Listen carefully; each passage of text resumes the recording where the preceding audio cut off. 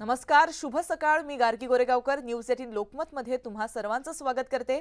तर या बुलेटिन मध्ये आता आपण पाहणार आहोत विविध क्षेत्रातल्या काही महत्त्वाच्या बातम्यांचा सुपरफास्ट आढावा. चौथ्यांदा भाजपचं सरकार येण्याची आम्हाला गॅरंटी नाही, मात्र रामदास आठवले नाही. सरकार कोणाचंही आलं तरी रामदास आठवलेंचं मंत्रिपद पक्क असतं, असं मिश्किल वक्तव्य केंद्रीय मंत्री नितीन गडकरींनी केलंय. उपमुख्यमंत्री अजित पवार यांनी शेतकऱ्यांसाठी मोठी घोषणा केली आहे. पुढील 15 दिवसात शेतकऱ्यांचं वीज बिल शून्य होणार आहे, अशी घोषणा अजित पवारांनी केली. तुम्ही महायुतीचं सरकार आणल्यास पुढील 5 वर्ष बिल द्यावं लागणार नाही, हा दादांचा वादा आहे, असं अजित पवार म्हणाले. पक्षातील माजी आमदार राजन पाटील यांच्याशी असलेल्या वादामुळे उमेश पाटील यांनी थेट अजित पवारांना आव्हान देत मोहोळ बंदची हाक दिली. यावरून अजित पवारांनी उमेश पाटलांना चांगलंच झापलंय. अजित पवारांचा दौरा रद्द करणारा अजून कोणी जन्माला यायचाय, असं म्हणत त्यांनी चांगलाच समाचार घेतलाय. येत्या विधानसभेमध्ये गुलाबी गँगच्या केवळ 10 ते 11 जागा निवडून येतील, असा टोला रोहित पवारांनी अजित पवारांच्या राष्ट्रवादीला लगावलाय. सासवडमधील युवक मेळाव्यामध्ये ते बोलत होते. कर्जत जामखेडमधून इच्छुक असल्याचंही त्यांनी यावेळेस बोलून दाखवलंय. लोकांच्या चेहऱ्यावर हसू आणणं, सर्वांना आनंदी ठेवणं हे आपलं विजन आहे आणि या विजनमध्ये वरळी देखील आहे. त्यामुळे आदित्य ठाकरेंच्या विरोधात मला रिंगणात उतरू नका, अशी प्रतिक्रिया मनसेचे अध्यक्ष, युवा सेनेचे अध्यक्ष अमित ठाकरेंनी दिलाय. शरद पवारांवर टीका करू नका, कारण आपली तेवढी लायकी नाही. आपली लायकी संजय राऊत व अपना माल है, असं विधान गुलाबराव पाटलांनी केलंय. त्याबरोबर उद्धव ठाकरेंवरही मी कधीच टीका करत नाही, कारण टीका करण्या एवढी आपली लायकी नाही, असंही ते म्हणाले. धाराशिवमध्ये शिवसेना आणि ठाकरे गटामध्ये पोस्टर वॉर रंगलंय. भावी अनेक, प्रभावी एकच. आमदार कैलास पाटील या ठाकरे गटाच्या बॅनरला सांगतोय काय आमदार केलंय, या वाघानं, अशा मजकुरानं शिवसेनेनंही उत्तर दिलंय. राष्ट्रवादी शरदचंद्र पवार पक्षाची शिवस्वराज्य यात्रा धुळे जिल्ह्यामध्ये दाखल झाली. यावेळी शिरपूर शहरामध्ये यात्रेचं जंगी स्वागत करण्यात आलं. यावेळी जयंत पाटील यांनी राज्य सरकारवर हल्लाबोल चढवलाय.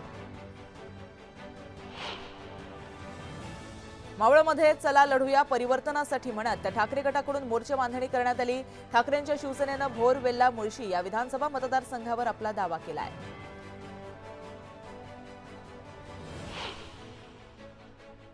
एक ब्रेकिंग बातमी आपण पाहतोय. मराठा आरक्षणाच्या मुद्द्यावर जरांगे पाटलांचं उपोषण 7व्या दिवशी सुद्धा सुरू आहे. आज जरांगे पाटलांची संभाजीराजे छत्रपती आणि राष्ट्रवादी शरद पवार पक्षाचे खासदार बजरंग सोनावणे हे भेट घेणार आहेत. जरांगे पाटलांची भेट घेऊन त्यांच्या उपोषणाला पाठिंबा देणार आहेत. तर मराठा आरक्षणाच्या मागणीसाठी 6व्यांदा जरांगे पाटील हे उपोषण करतायत.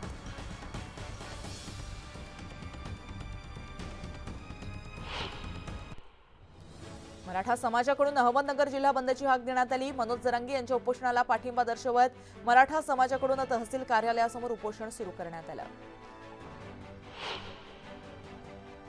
राज्यात आजपासून मोसमी पाऊस पुन्हा एकदा सक्रिय होणार असल्याचा अंदाज हवामान विभागानं व्यक्त केला आहे. मुंबईमध्ये वादळी वाऱ्यासह पावसाचा अंदाज आहे. मुंबईप्रमाणेच पालघर, ठाणे या जिल्ह्यातही मुसळधार पावसाची शक्यता वर्तवली जाते. सांगली शहरासह ग्रामीण भागाला पावसानं झोडपलंय. वायफळे परिसरामध्ये अतिवृष्टी झाल्यानं अग्रणी नदीवरील पूल पाण्याखाली गेलाय. काढणीच्या पिकाचं नुकसान होणार असल्यानं शेतकरी हवालदिल झालाय. मुंबई वेधशाळेनं वर्तवलेल्या हवामान अंदाजानुसार नाशिक जिल्ह्यासाठी येलो आणि रेड अलर्ट जारी करण्यात आलाय. राज्यात बहुतांश जिल्ह्यांमध्ये पावसाचा अंदाज वर्तवण्यात आला असून येत्या 24 आणि 26 सप्टेंबरपर्यंत मेघगर्जनेसह जोरदार पावसाची शक्यता वर्तवण्यात आली आहे. बऱ्याच दिवसाच्या विश्रांतीनंतर पुण्यामध्ये पावसाच्या सरी बरसल्यात. Sinhagad road, Kothrud, DP road आणि धायरी या परिसरामध्ये पावसाच्या सरी बरसल्यात. त्यामुळे कामावरून उशिरा घरी निघणाऱ्यांना चांगलाच फटका बसलाय. सलग तिसऱ्या दिवशी सुद्धा मनमाड शहरामध्ये पावसाच्या सरी बरसल्या. पावसामुळे जनजीवन विस्कळीत झालंय, तर काढणीला आलेला मका आणि बाजरीला याचा फटका बसलाय.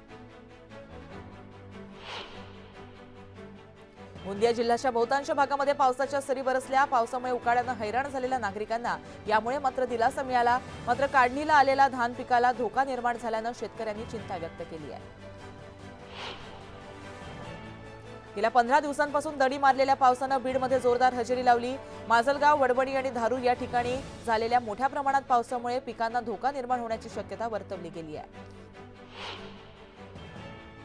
मागणी वाढल्यानं टोमॅटो, फ्लावर, शेवगा, मटार, गाजर, ढोबळी मिरचीच्या दरामध्ये वाढ झाली। अन्य फळभाज्यांचे दर स्थिर असल्याची माहिती व्यापाऱ्यांनी दिली आहे। पुण्यामध्ये छत्रपती शिवाजी मार्केट यार्डातील घाऊक बाजारामध्ये रविवारी 90 ते 100 ट्रक फळभाज्यांची आवक झाली आहे। राज्यातील बाजार समितीमध्ये टोमॅटोची 3992 क्विंटलची आवक झाली। या सर्वाधिक आवक ही पुणे बाजारात लोकल टोमॅटोची झाली आहे, तर आज टोमॅटोला किंमत ही कमीत कमी 1,500 रुपयांपासून ते 3,500 रुपयांपर्यंत सरासरी दर मिळाला आहे।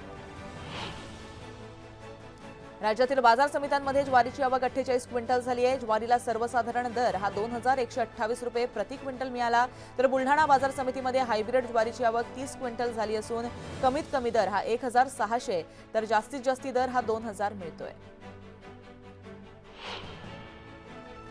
सोयाबीनची राज्यातील बाजार समितीमध्ये 3,858 क्विंटलची आवक झाली। यात बुलढाणा, संभाजीनगर, लातूरमधील बाजार समित्यांचा समावेश आहे। सोयाबीनला 4,691 रुपयांपर्यंतचा दर मिळाला आहे। केंद्र सरकारनं जीएसटी वाढवल्यानं खाद्यतेलाचे भाव उसळले आहेत। गणेशोत्सवाच्या पूर्वीच्या आणि नंतरच्या किमतीमध्ये किलोमागे 20 ते 30 रुपयांचा फरक पडला आहे। राज्यातील बाजार समित्यांमध्ये कांद्याची 19,608 क्विंटलची आवक झाली। पुणे बाजारामध्ये लोकल कांद्याची सर्वाधिक 12,000 क्विंटलची आवक झाली। कांद्याला 1,850 रुपयांपासून ते 4,700 रुपयांपर्यंत सरासरी दर मिळाला आहे। नाशिकमध्ये रेल्वे प्रशासन आणि कांदा व्यापारी यांच्यामध्ये झालेल्या बैठकीमध्ये कांदा व्यापाऱ्यांसाठी महत्त्वाचा निर्णय घेण्यात आला। रेल्वे वॅगनद्वारे आता देशभरामध्ये कांद्याची वाहतूक केली जाणार आहे। नोव्हेंबर महिन्याच्या मध्यापासून कांद्याच्या लोडिंगला सुरुवात होणार आहे।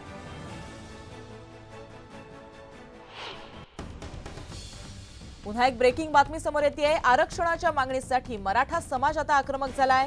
जरांगे पाटलांच्या उपोषणाला पाठिंबा देण्यासाठी आज नांदेड, परभणी, अहमदनगर आणि लातूर बंदची हाक देण्यात आली। जरांगे पाटील यांच्या समर्थनार्थ गंगाखेड, जिंतूरसह परभणी जिल्ह्यातील अनेक गावांमध्ये आज बंदचं आवाहन करण्यात आलंय, तर नांदेडमध्ये सुद्धा बंदचं आवाहन करून जरांगेंच्या समर्थनासाठी मोर्चा काढण्यात येणार आहे। नगर शहरामध्ये सकल मराठा समाजाच्या वतीनं बंदची हाक देण्यात आली आहे।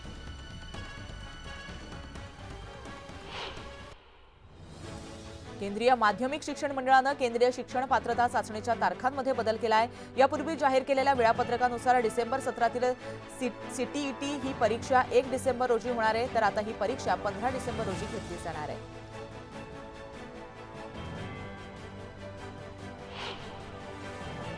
जिल्ह्यातील शिक्षकांकडून असहकार आंदोलन पुकारण्यात येणार आहे। शिक्षक सामूहिक रजा घेत जिल्हाधिकारी कार्यालयावर धडकणार आहेत, त्यामुळे जिल्हा परिषदेच्या शाळा बुधवारी बंद राहणार आहेत। राज्य परिवहन आयुक्तांसोबत विविध मागण्यांसाठी झालेल्या चर्चेत तोडगा निघाला नसल्यानं राज्यामध्ये मोटार वाहन विभागातील 1,500 कर्मचाऱ्यांनी संपाचा इशारा दिलाय। त्यामुळे आरटीओचे कर्मचारी उद्यापासून बेमुदत संपावर जाणार आहेत। मुंबई विद्यापीठ अधिसभा निवडणूक उद्या सकाळी 9 ते सायंकाळी 5 या वेळेमध्ये पार पडणार आहे। त्यामुळे निवडणुकीची नवीन तारीख नोंदणीकृत पदवीधर मतदारांपर्यंत पोहोचवताना विद्यार्थी संघटना आणि उमेदवारांची धावपळ सुरू आहे। पालिकेत कार्यकारी सहाय्यक या विभागातील 1,846 जागांसाठी भरती प्रक्रिया राबवण्यात येते आहे। त्यासाठी पालिकेनं घातलेल्या अटी देखील रद्द केल्या आहेत। बाळासाहेब ठाकरे आपल्या दवाखान्यांच्या माध्यमातून वैद्यकीय सेवा घेणाऱ्या लाभार्थ्यांची संख्या ही 75 लाखांहून अधिक आहे।